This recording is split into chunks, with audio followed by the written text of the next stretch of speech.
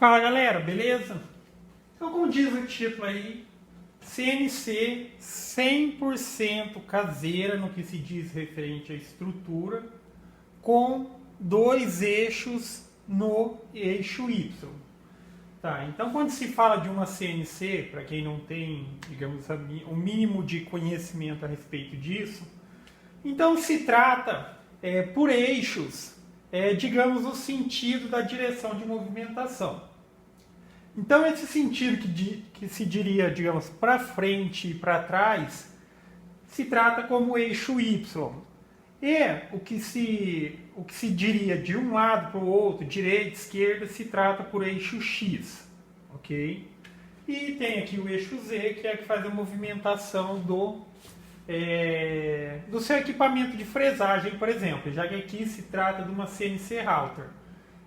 Mas o mesmo conceito é aplicado numa máquina laser, uma máquina de corte plasma e tal. Só não havendo tanto essa necessidade do eixo Z, já que no caso da router, sim, ele trabalha e dependendo do tipo do trabalho, ele é muito requisitado, principalmente quando se trata de relevo 3D. Mas enfim, voltando aqui para a máquina. Então essa máquina aqui, como eu mencionei, ela tem dois eixos no eixo que seria o Y.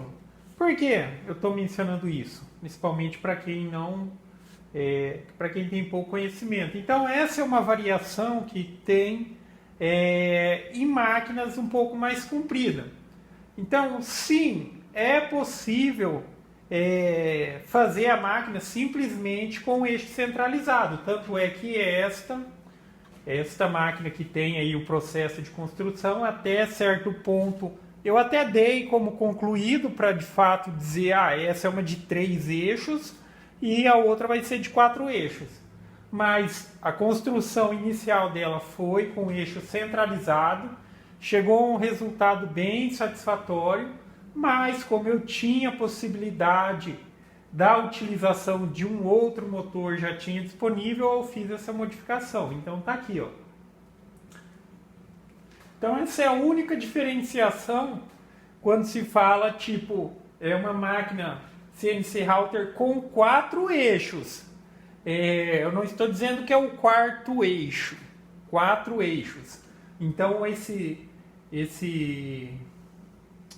4 eixos, então estamos dizendo que 2 é para o Y, porque quando se fala de quarto eixo, é quando você coloca mais um adicional para exercer, tipo, por exemplo, a função de um torno, de rotacionar uma madeira, alguma coisa para ser trabalhado na CNC router. Na verdade tem o quarto, tem o quinto e por aí vai. Mas aqui é na simples finalidade de tipo ter 2 eixos no Y.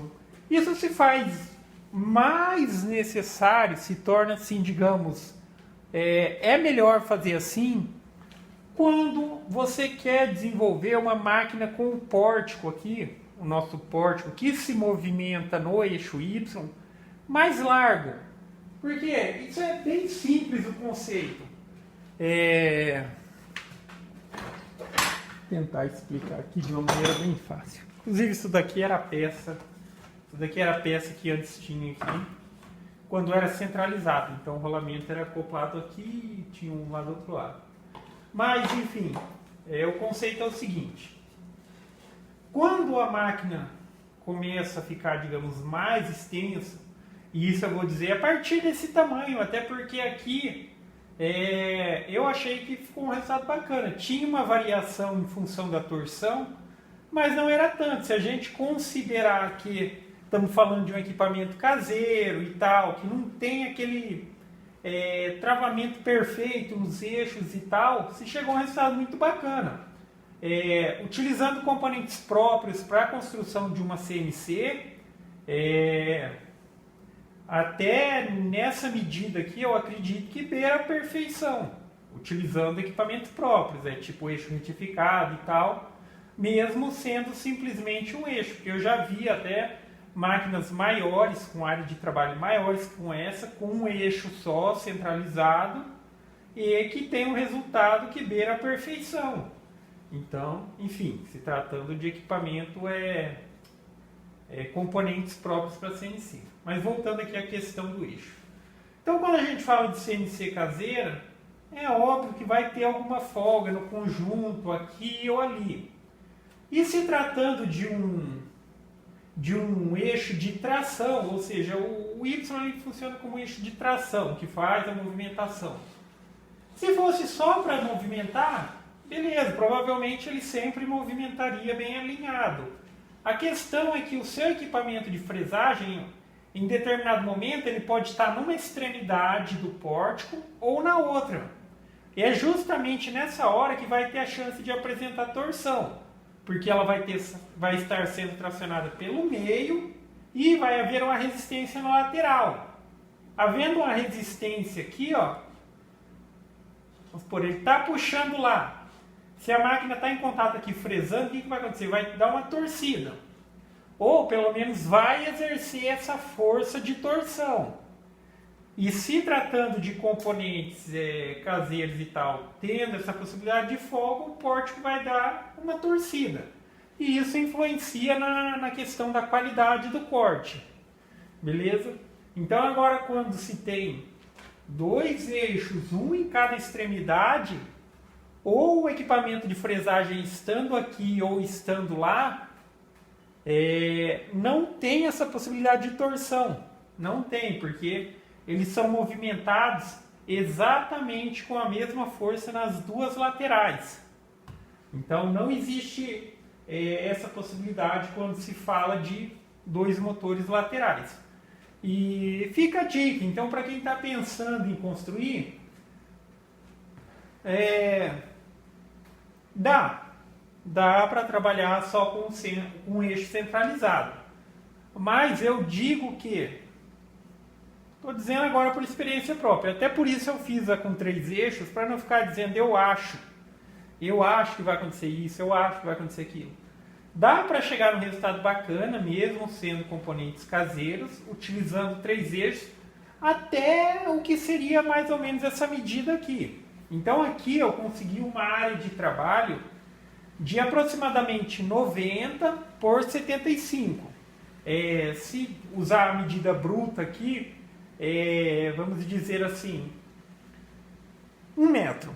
Pense em 1 metro para baixo se você for colocar um eixo centralizado, beleza? Mas perceba o seguinte, na minha máquina eu consegui um resultado satisfatório porque eu pensei em maximizar todos os pontos de travamento. O que seria isso?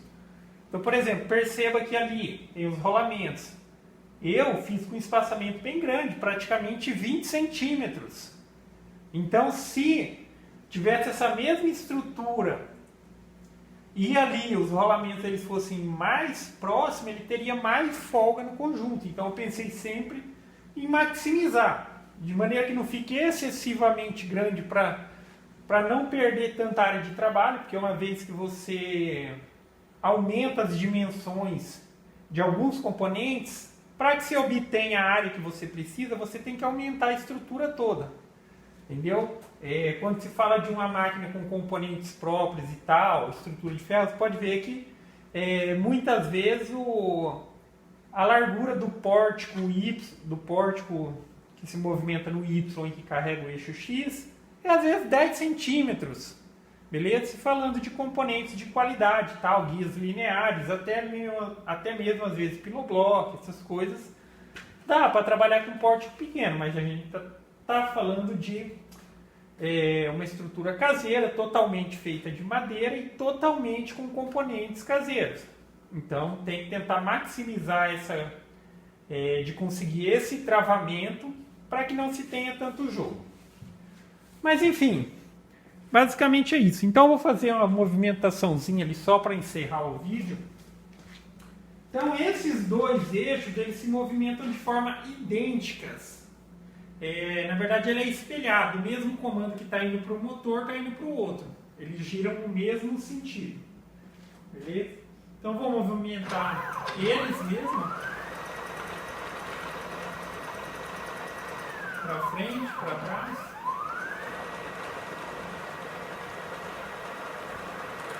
A ênfase era aqui, mas enfim, aí tem o eixo que é o eixo X, que é esse daqui, que desloca o equipamento de fresagem de maneira de um lado para o outro.